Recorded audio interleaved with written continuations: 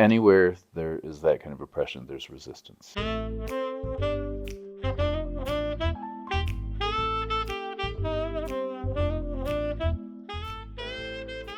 I've said it before on this show, and you can see it if you're watching this episode on YouTube. We are dressed very differently, but the reason that I wore this is that for me, after a process of distillation, this turned out this part of my appearance, this overdone element of my appearance, has been my personal punk rock. I know. You know. You know.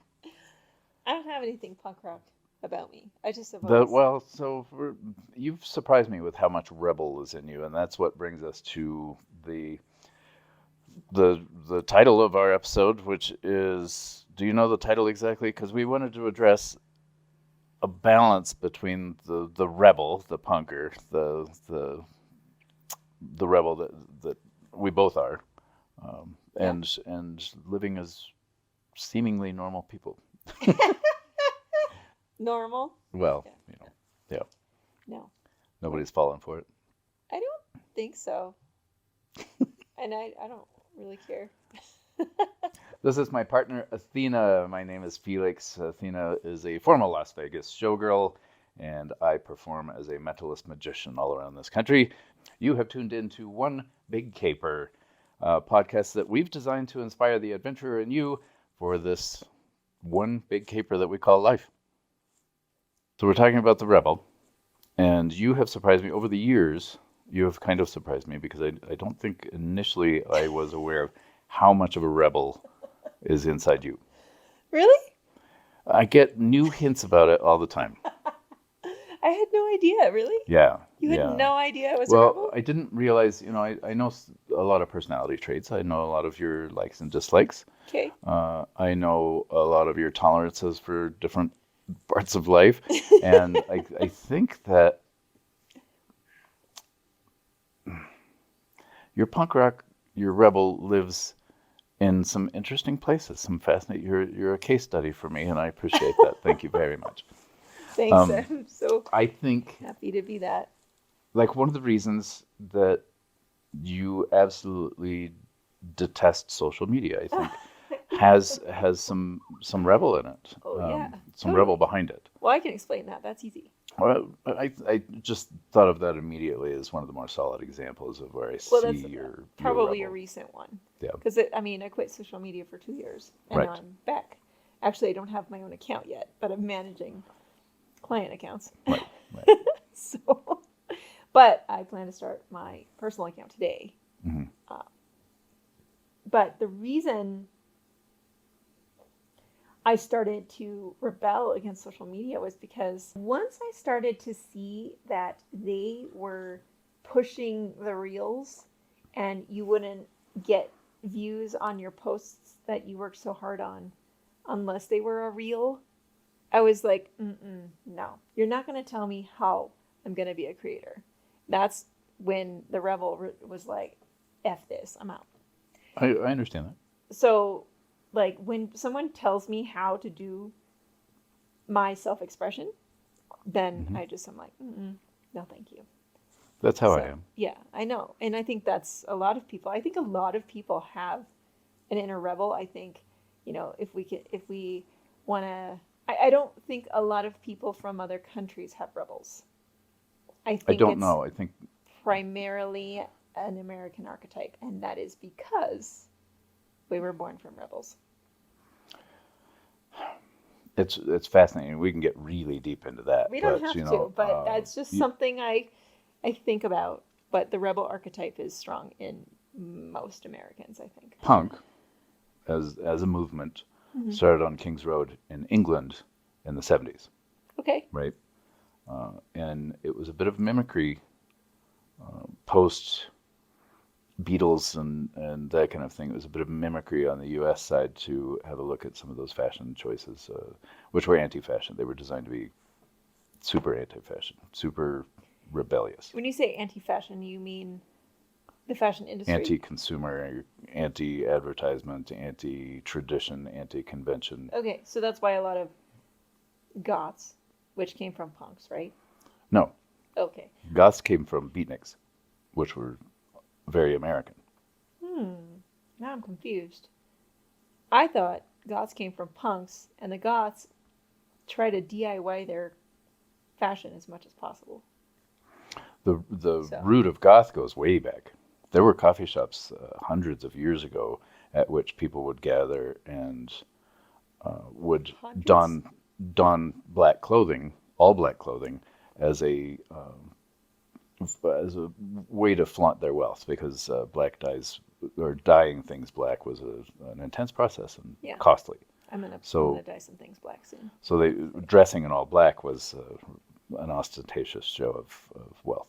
Okay. Yeah, and they would gather at coffee shops. So you think goths Interestingly, are so being ostentatiously no, I think that expressive? the evolution of goths went towards the dark stuff and gloomier stuff, and we have a goth in our family who is not remotely gloomy, so goth has changed, right?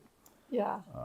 Yeah. So I was coming up at just the right age that punk was a big part of the scene here in America, and it was right about that time that I was, albeit underage, but sneaking into shows and events, and Ooh. the birth of slam dancing, which then became moshing.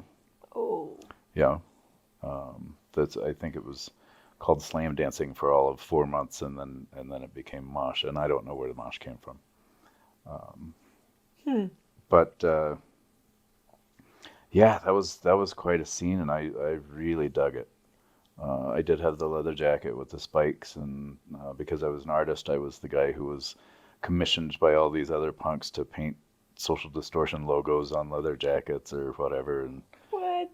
yeah, so I did Professor that. Felix I here? did that scene for a while, and I dug it. I did a fundraiser with some friends of mine Ooh, to is this help. a juicy bit?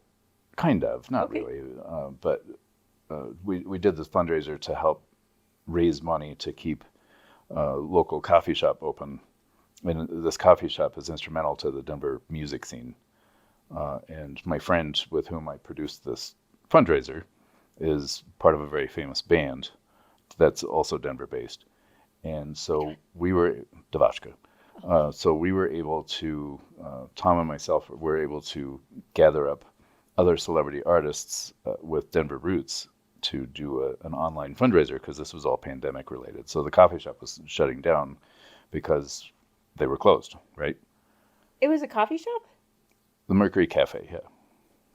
I thought it was a bar. It's kind of a Never been bar there, too. It's a bar restaurant. and I've never even been there. Oh well, that's a shame. It's a groovy joint. Nevertheless, the fundraiser worked. But where I was going with this is that in our collecting of things that we could auction off, and really to raise enough funds to save this institution, which we did. It worked. We saved it. Mm-hmm.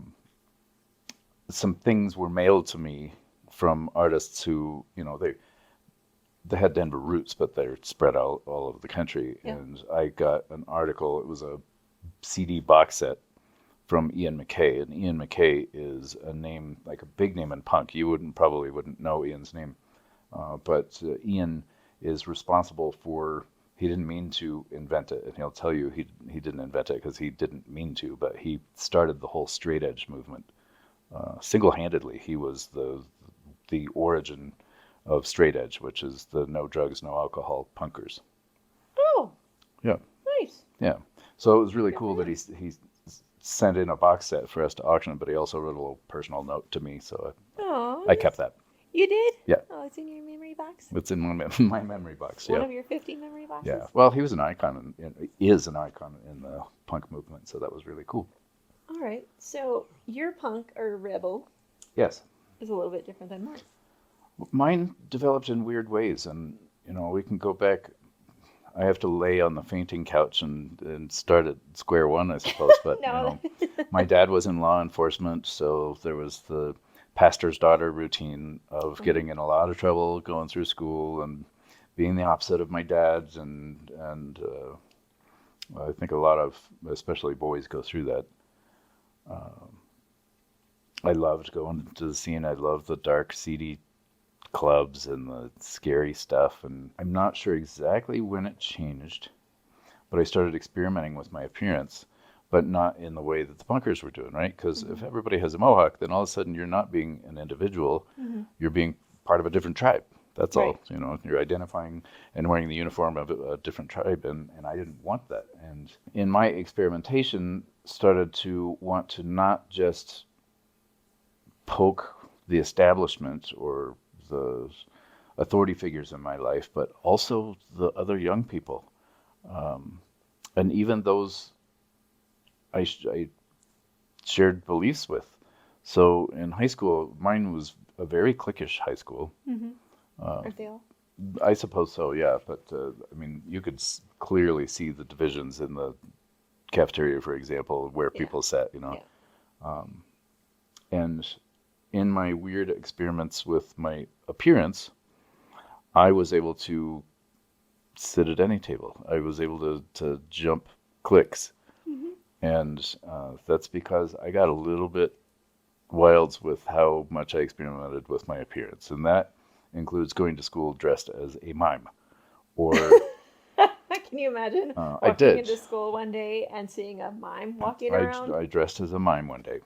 I Another day I wore a pith helmet and binoculars around my neck and a aloha shirt and Okay, comment below if you saw Felix in school doing this, or oh no. you experienced another type of rebel and what they dressed up as, or if you did so yourself. Comment below. A lot of us who grew up in this era are very thankful that not everybody in the world had a Camera. camera in their pocket. One of the times that I was fooling around, I wore a suit and a necktie, and I carried a briefcase in which I had a tablecloth, a candle holder, flatware, plate, I and think you've already told this story, yeah. So and I think I will link it up here. But I believe we did a whole thing about the perception of you. this was my punk rock. It Yeah. was really like testing other people, and as an eventuality, once I learned the power of dressing and how much I could manipulate perceptions of me with dressing, Hmm. that became part of my art. Okay. So you've used your rebel slash punk to express yourself, and I think that's what most people are doing when they're rebelling against. Like my um, rebel is always against authority, not necessarily like when you said the institution. I don't know necessarily that you are, because now you're saying you're rebelling against conformity or society. So I think yours is Not so much more anymore. anymore. No, it became a self-expression and an art form I for just, me. I'm saying that's where your rebel was born from. It was actually rebelling against society, not necessarily Sure, authority. I right. think that's how our rebels differ a little bit. Hmm. If I'm told I can or cannot do something, I will do the opposite of what I'm told. That's why I think I'm such a strong female, like because I grew up with people telling me that girls can't do that, Got right? you. So, I mean, it's still hard to break free from those kinds of limitations, even if you are a very strong rebel, which I think I do have. But it's funny how you put it. I had no idea that you were fascinated by my rebel. So, like, I didn't go through, and I think every teenager goes through, like, testing how to dress and things like that Sure. to self express. And I did, like, the opposite. Like in high school. This is my juicy bit. I am the one who started the sweats and slippers movement. I apologize to everybody. I can't believe, I know. Can you believe that? and we're together. I know. I When I started high school, I was part of a regional ballet company, and I was an apprentice, so I was still in training, and I had blistered feet, blood blisters all over my feet. My feet constantly were in pain, And so it just felt like shoes were just not an option for me. So I wore slippers, and they were deer foams because that's what was given to me, and sweatpants. So I didn't ever try to be trendy in high school. I didn't try to be the pretty girl or anything. Like, I think I did the first 6 months, but then once I started getting more serious before I went to Russia and all that, I was definitely like wearing, the cutoff T-shirt with my leotard and tights underneath, and my sweats, and yeah, Didn't we blame basically. the television show Fame for some of that? Possibly. I mean, that's just what dancers wore, I guess, Right. right? So, that was my way to rebel. It was just like, I'm just gonna be comfortable. And now I get so upset when I see people walking in the store with their pajamas on, and I'm just like, really, you couldn't put yourself together enough to come out in public, you know? I don't really want to see some of the things I see. Everyone's just letting it all hang out, and I'm like, I feel like it's a lack of self-respect. So I rebel against the current trend to be loose or in yoga gear all the time, I did. or workout wear.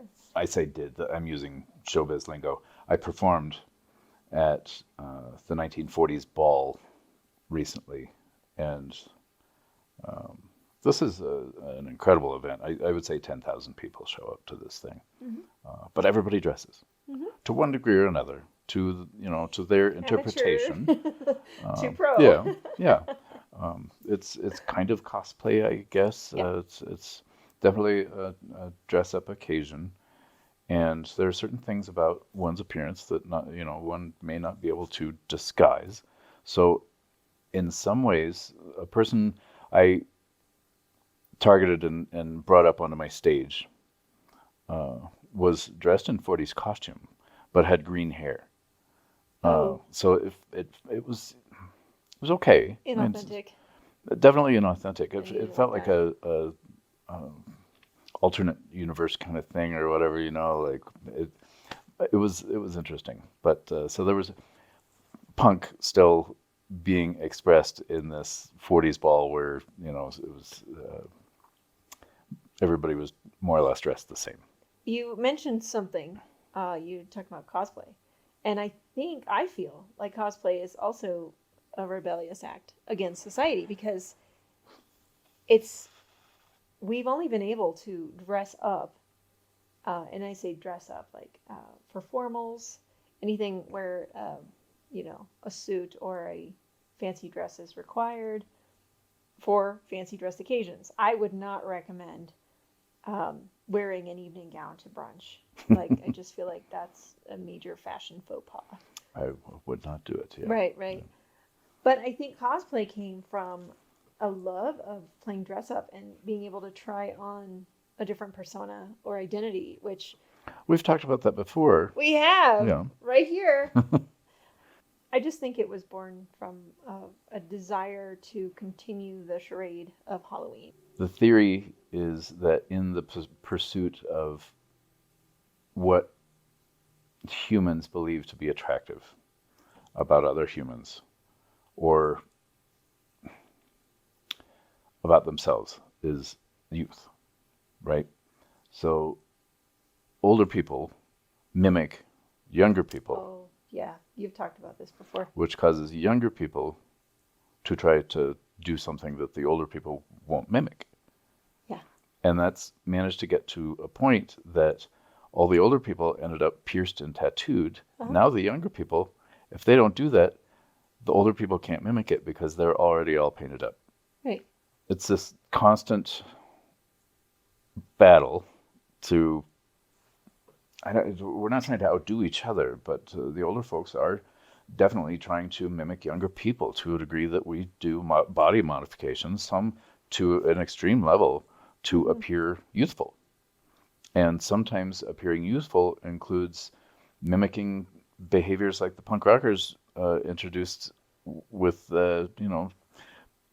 mohawks, which was outrageous in its time, Oh, totally. Yeah. absolutely outrageous. Yes. And then the piercings, and then Mm-hmm. other body modifications, adding things like ocean coral to under your skin to modify the shape of your bones. Yeah. I just told you about someone whom I know that is turning themselves into a kind of cyborg, Oh, yeah. uh, Now we're part getting part technological. computer, part human. The older folks are not going to mimic that, I don't think. No, I don't think so. But I as an mean, eventuality, I don't know. I mean, we would have never guessed that the older folks who weren't part of the motorcycle club communities or something would be covered in tattoos, right? yeah. I mean, that used to be an exhibit at the sideshow, right? Yeah. So the film I alluded to earlier is called SLC Punk. Okay. SLC stands for Salt Lake City. Okay. Salt Lake City is an interesting place because of the psychology of a city, an area, a state for that matter, that is really dominated by a religious sect, right? So that is perceived by a lot of people as an oppressive rule. Right. And anywhere there's that much oppression, there's an equal amount of resistance. Of course. And so the punk rock in Salt Lake City was an exaggerated version of punk rock in other markets in this country because of that perceived oppression. So the movie, I'm not spoiling it by saying that at the end of it, they're older people navigating the world as former punks, and what happened to them and how do they grow into adulthood after being rebels. Oh, interesting. There was an incredible amount of rebellion is what I'm getting after Okay. in Utah. And so I'm talking about going to those concerts and clubs and our slam dancing and that kind of thing. I know those people. I mean, I've introduced you to at least two or three of those people who, just like me, they got old. There's still a punk in them. You can see it. Andrew Novick is Okay. he founded the Warlock Pinchers, which was a very important band. Okay. And he's a weirdo now. He's Yeah. definitely authentic. He's like one of the Yeah. most He authentic just people still I beats know. himself. Yeah. Right. But he managed to navigate adulthood and find some kind of balance, in order to Yeah. be able to navigate adulthood. Inclusion and diversity. Like that's becoming a huge thing now, and I think it's about effing time. But the inclusion thing is interesting, um, because I think some people are drawn to the fringe communities because they feel different and might possibly have a strong rebel in them, and they're just trying to find their way to what might be authentically them. So I don't think like um, all people that rebel and become punk or goth or whatever any of the, I would call them fringe communities. I've told you privately about a person I knew who I love the story. she fell in love with a rock star, right? Uh-huh. And they actually ended up together, and so she adapted her wardrobe to complement what he wore, and became a very inauthentic goth punk kind of person. And in my opinion, never was able to pull it off because it was like putting a spike collar on strawberry shortcake. You can't do that. I'm sure there's a photo out there with that, like a fan art with strawberry shortcake as a punk. Like I said, I think we all, as people of this country, the United States, were born from a rebellion. Even though there's a lot of immigrants that populated this country, um, I think that the patriotism part of it is rebellion.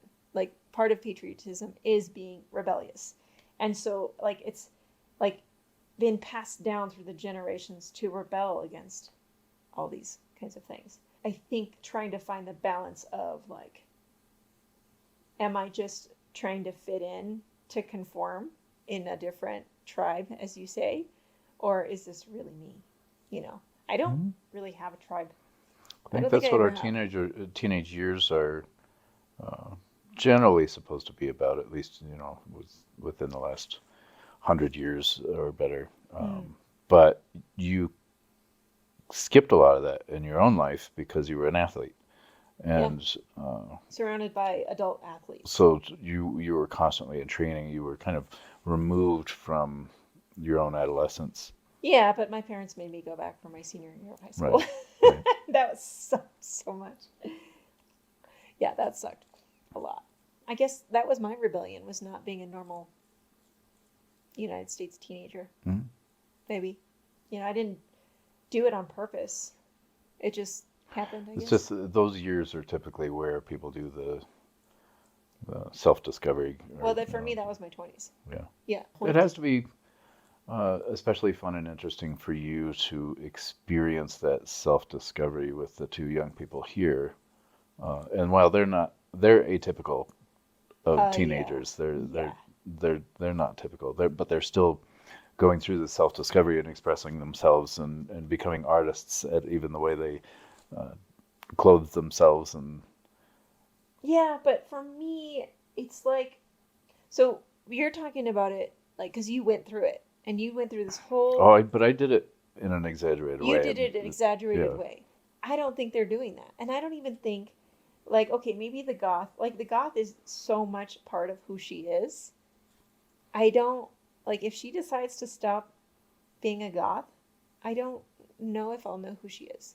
You know what I mean? it's authentic for her. It's very authentic. Yeah, And she's very systematic about it. Like, it's very, like, meticulous, like, how she's using that way of being. Because it's not just her fashion, but it's being a pacifist, just very polite, she's also nice. quite cynical when it comes to society, Oh, and yeah. uh, Oh, there's that too.